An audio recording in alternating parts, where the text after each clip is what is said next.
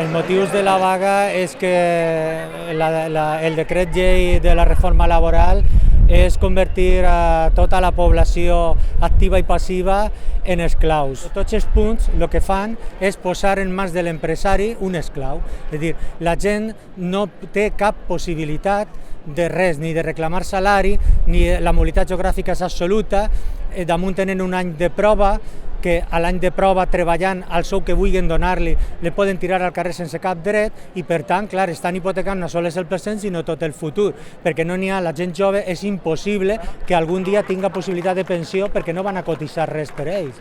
Aleshores, els motius són molts, però no sols els motius d'aquesta.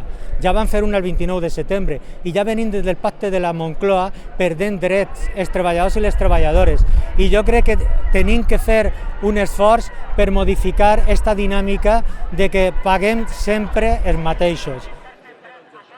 Nosaltres pensem que això és el principi, no és el final del recorregut. Esta vaga és un principi i tenim que tindre clar i clavar-nos en el cap que o n'hi ha una derogació d'aquestes mesures, no sols de la reforma laboral, sinó de totes les lleis antisocials, o és impossible, no podrem viure. I després el que passarà és que quan tinguem que esclatar, esclatarem en pitjors condicions, perquè la gent ja no tindrà cap dret.